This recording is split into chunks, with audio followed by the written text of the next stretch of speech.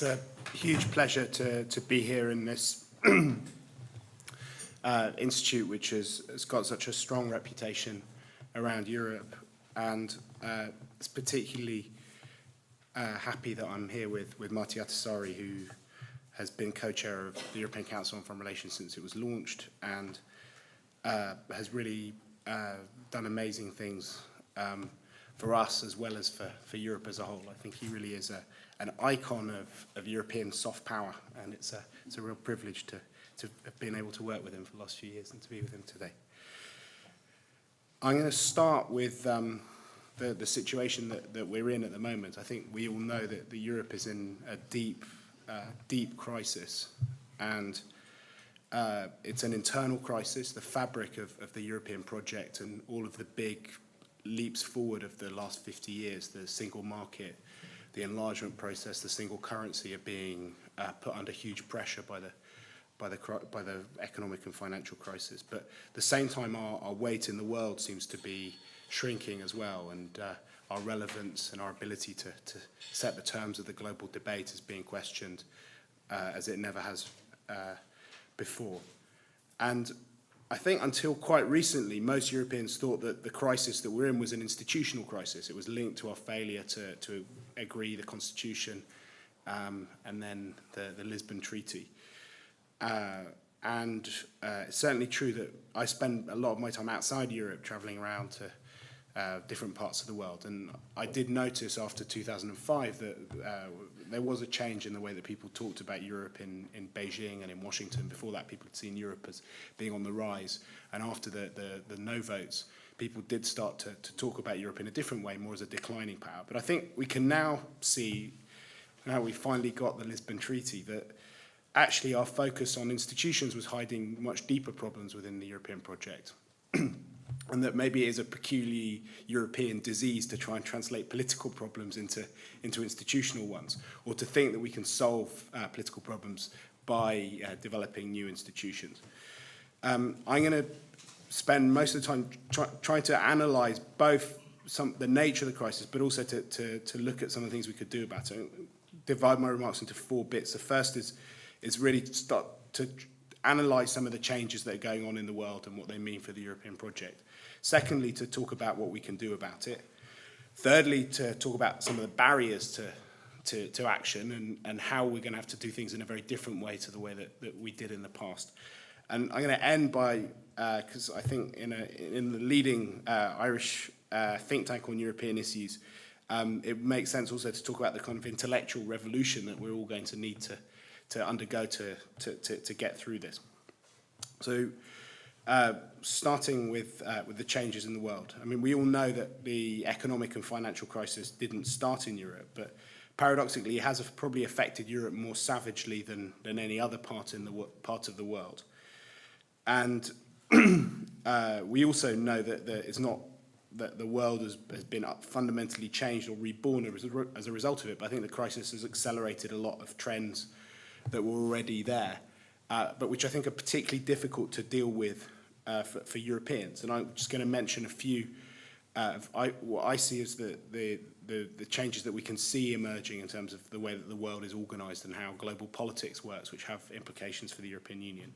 The first is that it's obviously created new poles of demand and growth. It's the developing rather than the developed world which is now driving growth in the global economy.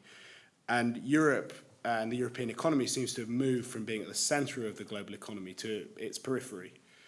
And this manifests itself in different ways. On the one hand, people are talking about how the next century is going to be a Pacific century rather than an Atlantic century, and that we're not really present there. But also, we can see, if you look at the patterns of trade and investment, that globalization is not a symmetrical process, and actually there are much faster links being made between these developing countries than there are between us and these countries. Less and less is actually going through Europe, and this is leading to what some American political scientists have called the emergence of a world without the West.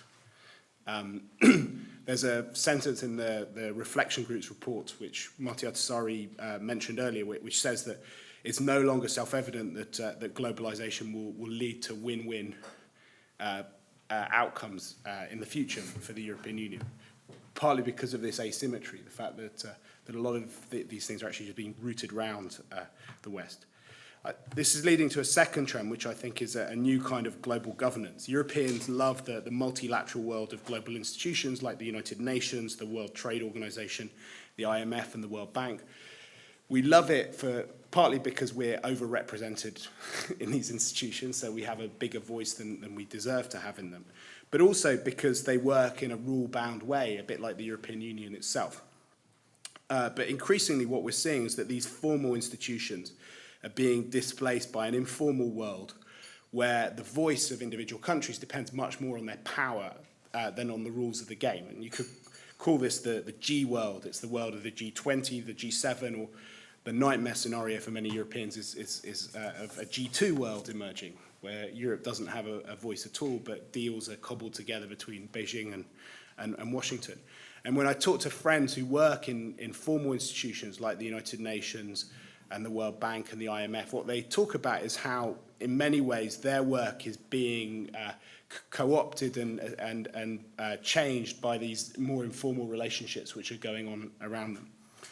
And this is leading to a third trend, I think, which is about new notions of legitimacy. We used to think that we might not have that much hard power in the European Union, but we've always prided ourselves on our soft power, our ability to set the rules of what was acceptable and unacceptable conduct in the world. And certainly at the time of the Iraq War, even neocons in America like Robert Kagan were writing that the European Union and Europeans had an ability to confer legitimacy on others, and the opposition of many European countries to the Iraq War was one of the things which deprived that war of its legitimacy.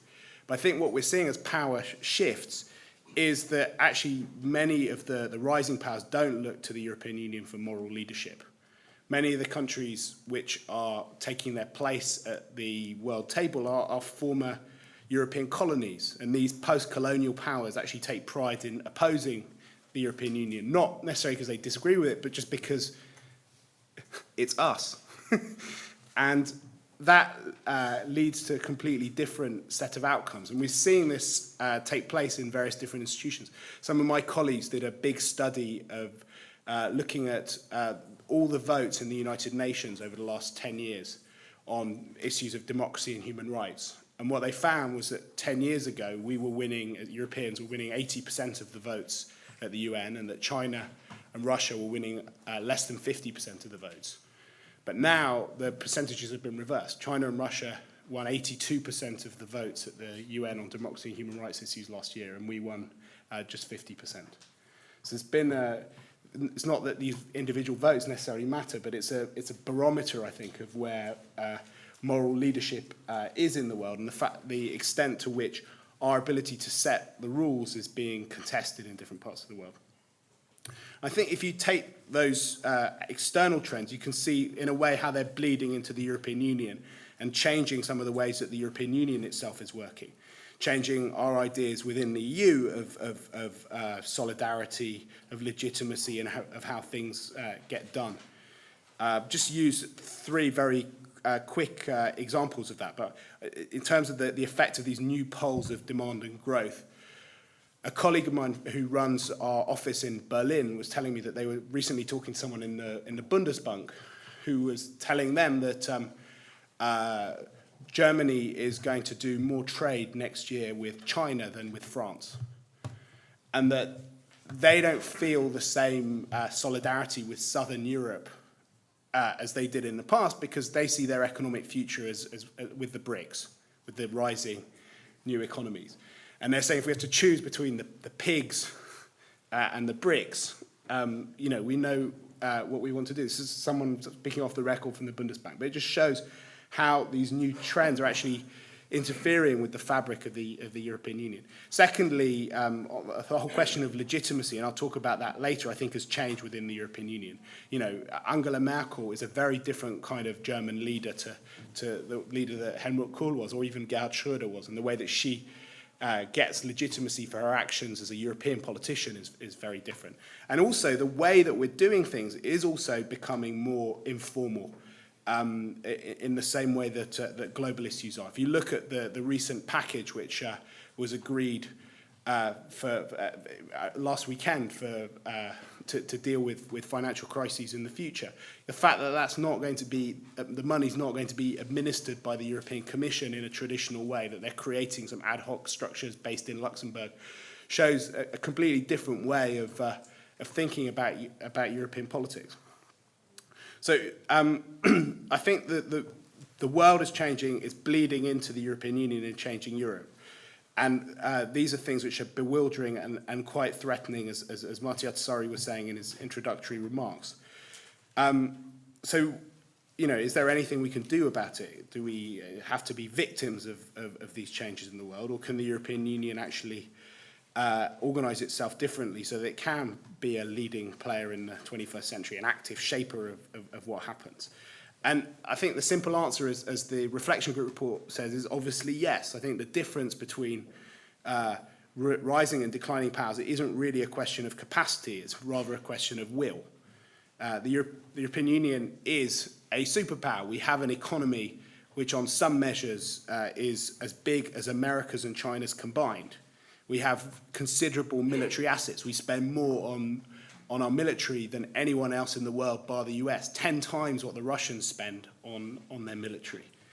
We are responsible for 2/3 of global development assistance. We have over 50,000 diplomats working all over the world, over 100,000 peacekeepers. And yet, collectively, we continue to punch under our weight, as we all know, unable to leverage this economic power towards political ends, struggling to exploit the military and civilian assets to deal with problems outside our borders. And the simple reason for it is, as we all know, the fragmentation of European power, where Beijing and Washington are able to unite their economic, political, defence policies around coherent objectives. The European Union's power is fragmented both between its member states, but also between different policy areas. So when we organise ourselves on trade, development, and foreign policy, these things are not integrated with each other.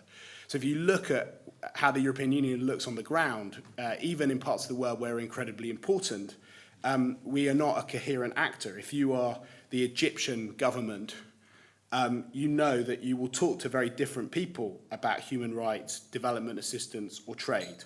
So therefore, you don't have to worry about your performance in one area determining how you get treated in other areas.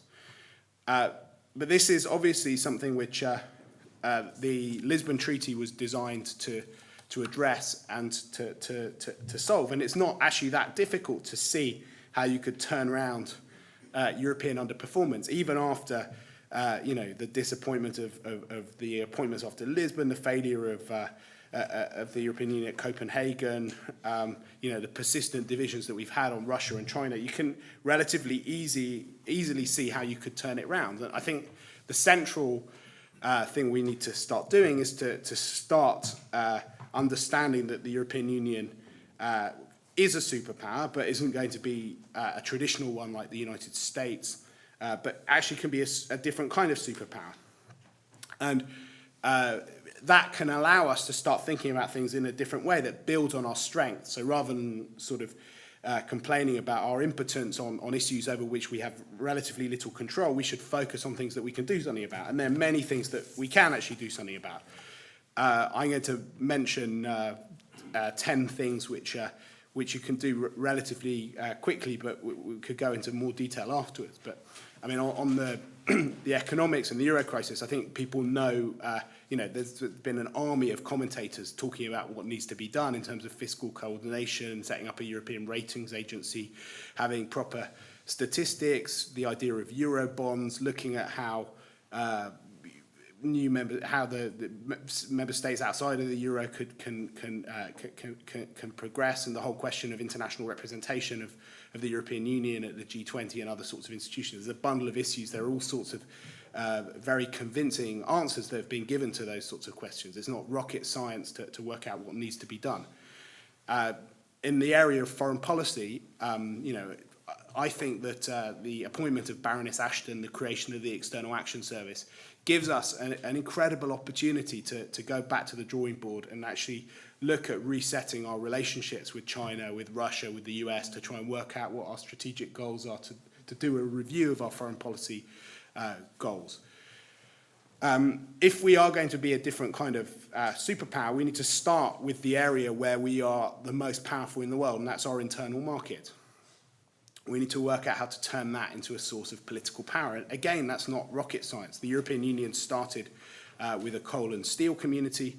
Now, we need to become an energy community where we use our regulatory and market power to deal with threats to our energy supply from Russia and other suppliers.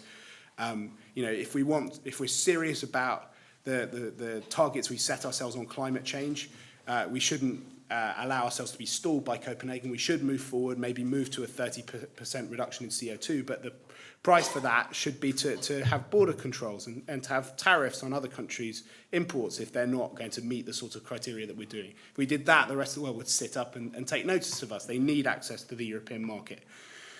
The fourth area is about our neighbourhood, the countries around us, both to the east and the south. This is an area where the European Union is already a superpower. We are the biggest source of investment, of trade, of aid, and of migration, and the biggest, the most attractive place for migration for the countries that live around us in the southern and eastern neighbourhood. And there are many things that we can do to be more effective and to behave in a more political way there, particularly if we move away from a model of enlargement light and actually start to think of ourselves as in a more geopolitical way.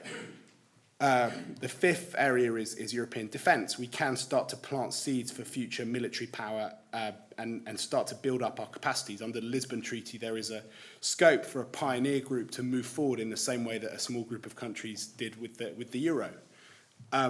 The sixth area is about representation in global governance. If we can't speak with one voice there, we can at least try and make sure that we don't all repeat exactly the same messages when we go to different meetings, and have a bit more discipline so it's less painful for President Obama and other people to hear the multiple Europeans who are at the G20 repeating exactly the same sorts of messages.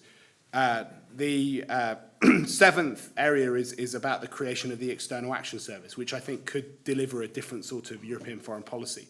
But in order for that to happen, national governments need to send their brightest and best to the External Action Service. We need to start building a strong analytical capacity, a real policy planning staff that starts to analyse issues, starting with the idea of the European interest rather than the national interest of member states, and looks how the national interests of different member states can be served by policies in a much more explicit way. So that we can actually move beyond some of the divisions, almost structural divisions that we've had on difficult questions like Russia and China.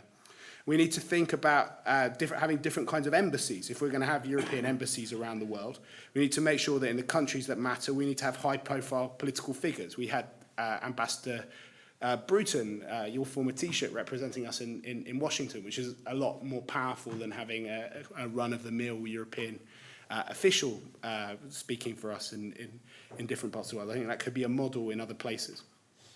And we need to start redirecting resources from former colonies of different European member states to the countries that really matter to us strategically. If you look at the distribution of resources within the Commission delegations, they are bizarre and there's no rhyme or reason in them. We've got a smaller mission in Ukraine than we do in Paraguay. I mean, it's not a rational distribution of resources. And we also need to act as a geopolitical force towards key swing countries like Turkey and Ukraine, which is both good in itself, but it will also send a message to others that we're serious. Those are just 10 sets of ideas of things that you can do, but it's not that difficult to see what we need to do to be taken more seriously and to move forward in the world. And if you took this list of issues to a typical meeting of European foreign ministers, or I had a discussion at Davos earlier in the year where we talked about these sorts of issues with a lot of European notables, almost everyone agrees to these things. The difficulty is how you can go about making it happen. And that is the biggest challenge for the European Union at the moment. Because a lot of the traditional ways that we made things happen within the European Union are no longer possible. In the past, there were kind of four main ways that things happened in the European Union. The first was through treaties.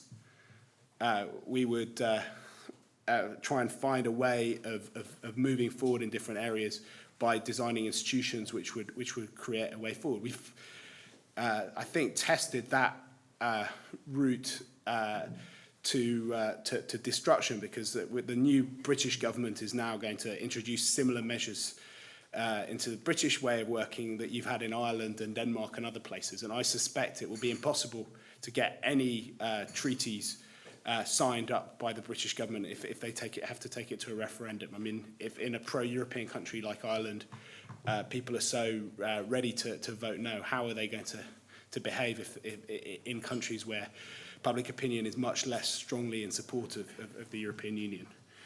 The second way has been, through enlargement. We've kind of moved forward by widening the European Union. But I think even people who are completely committed to enlargement, even the governments that are most committed to enlargement, understand that that's very difficult in the current economic and circumstances. The third way forward has often been by sort of technocratic leadership by the European Commission. And again, on all of these issues, I think the technocrats, the experts, know what they want to do. But what we're finding is that there's a much more populist political environment in all of the different member states. And every technocratic move has a populist backlash. And there's a sense in many capitals that Europe has been made at the expense of the people over the last few decades. And the people are now organising themselves against Europe. And whenever they're asked their opinion, they tend to say no. And the kind of final thing has been through German leadership and German money, which has sugared the pill whenever difficult things had to be done in the past. And I think what we're seeing is a very different Germany from the Germany we got used to over the last few years, which is both affected how Germany behaves, but actually has impact beyond that. I heard that the Slovak Parliament was talking about refusing to pay their part of the bailout towards Greece, because it's not just that Germany is being more difficult, but they're also changing the notion of being what a good European was. So in the 1990s, being a good European was like being like Germany. It was sublimating or channeling your national interest through the European interest. But if the biggest and the most important member state thinks that being a good European is about defending your national interest, that sends out a different message to other member states. And we're seeing mini Merkels appearing all over the European Union as a result of that. And I think these changes explain some of the sources of unhappiness and of misery and some of the doom and gloom in different capitals. But at the same time, I think that they are given, so we need to work, rather than complaining about the fact that we don't have the Europe that we used to have, I think we need to find new ways of making things happen.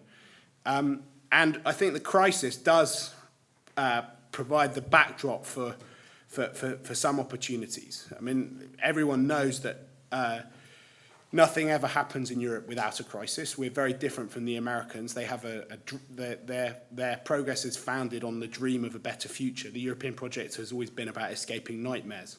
There's a great quote from the French writer Paul Valéry, who says that we hope vaguely, we dread precisely. And I think it's that motto which explains the development of the European Union better than any other theory that I've ever heard. And I think that there are some possible sources of new leadership for an EU of 27 member states.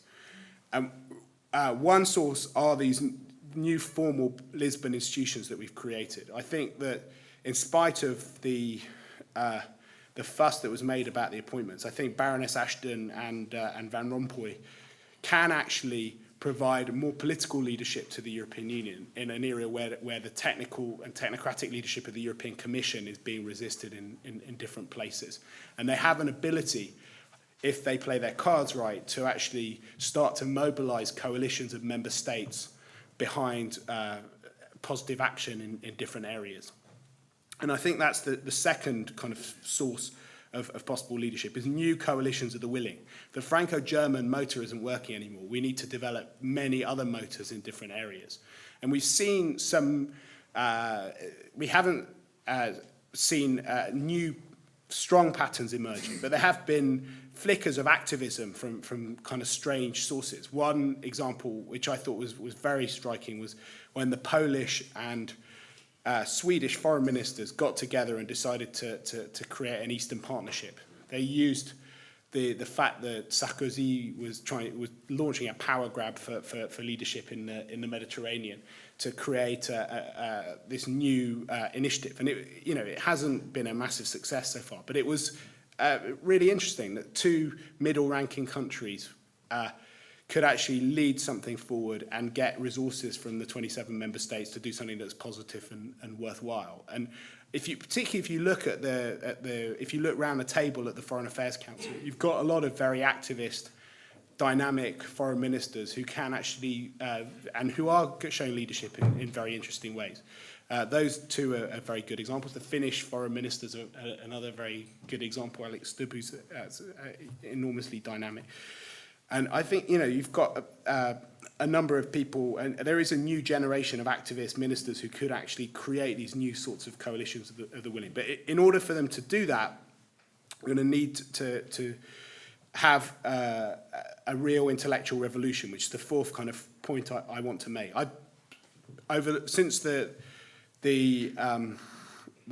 collapse of Lehman Brothers, I've been trying to look back in history and understand to try and understand whether there are good analogies for the situation that we find ourselves in at the moment. And I think that Europe's crisis goes back a lot further than the collapse of Lehman Brothers or the Novos. And I think to understand where we are today, we need to go back to 1989.